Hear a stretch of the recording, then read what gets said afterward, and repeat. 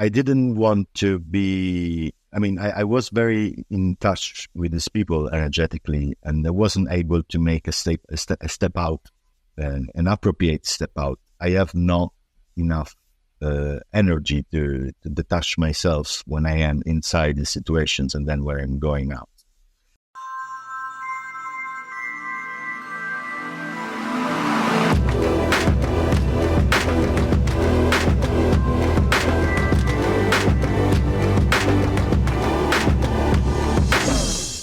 The thing about portraits and people is a little bit of a painful thing in a way, because when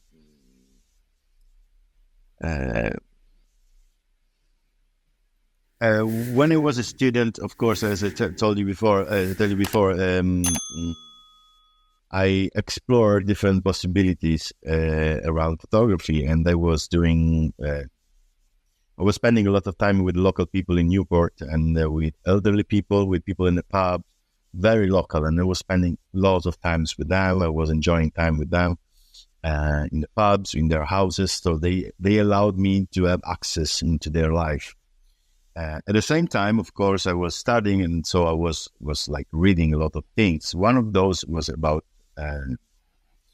is when Susan Sontag writes about the pain of the others, and it's this book she wrote about photojournalism, basically, and the way of showing the pain of the others into media and magazines. So I was reflecting deeply about this idea of making photographs of people or social issues and showing faces of people into magazines just to make profit, to make money. And I was thinking to the other side, this idea of people that buy magazines comfortably sitting into their sofas or to the exhibitions with their nice dresses and looking in a very... most of the time, in a very detached way, into the others, people unknown, pain or troubles. And so I know there are works I adore about this topic, like Bruce Davidson did, like incredible works. Robert Frank, Paul Strand. So yeah, I know that. But again, going back to me, to my story,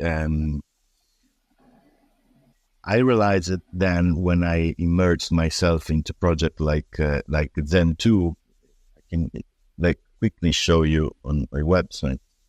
I spent the time in a very difficult area of my city, which is called Zen 2, and I spent time with those people.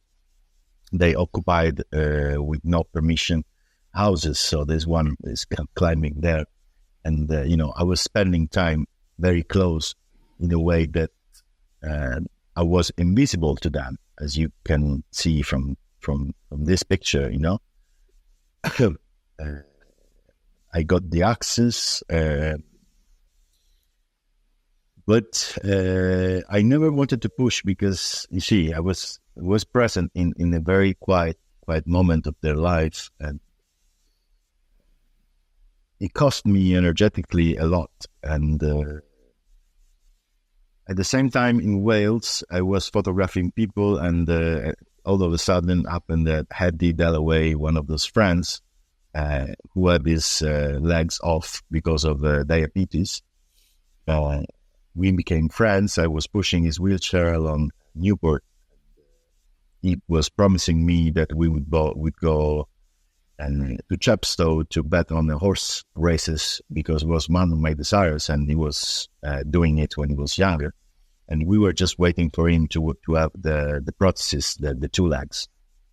And during this summer, I was doing this work, and this one you're looking at in Palermo. And then when I was back, Eddie had died. I didn't find him alive anymore. So those things together made me feeling like I I didn't want to be. I mean, I was very in touch with these people energetically, and I wasn't able to make a step out, an appropriate step out. I have not enough energy to detach myself when I am inside the situations and then where I'm going out. So I'm not able to make exhibitions or to show this work off for my pleasure. And from that, I decided to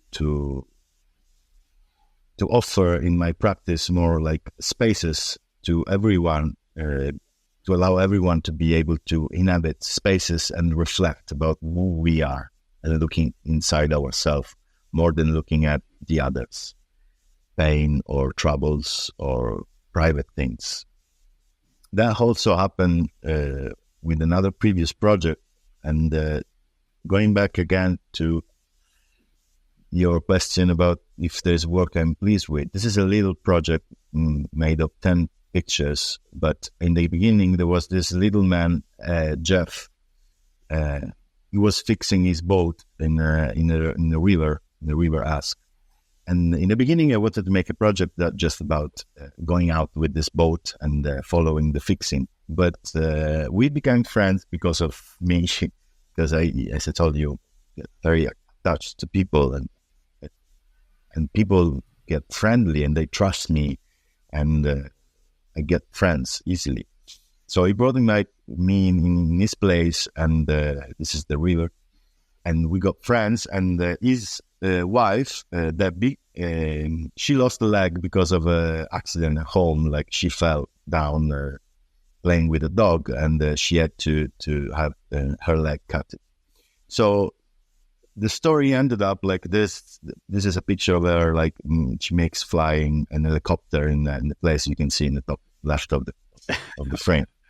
So, and the previous was like Jeff was flying, playing with a Nintendo Wii. Those games you can there's a movement detector and you can move your arms. So, and then became a little piece of poetry for me when he was like, it took him like a month to fix the boat that didn't require so much fixing.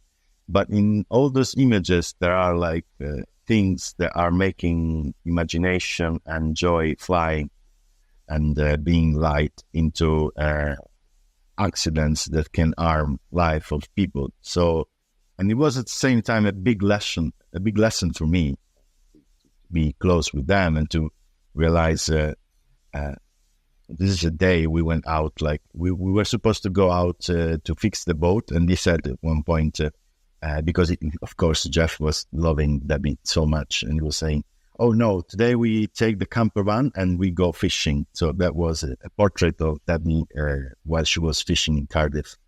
And it was very interesting. She had this jumper with octopus and with the written like that in the middle.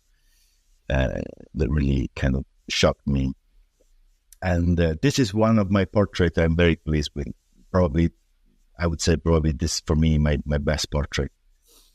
And so, you see that the sea and going out on a boat became a kind of desire, another window in the window, a frame in the frame, became like, a layer to bring up other reflections. So that's how I used it. And in the end, of course, there was a night where the story ends because there's no more importance into going out in a boat for what we experienced. And it was the night where the red dragon was back in the river. But then it was called the Red Dragon. Yeah. Yeah.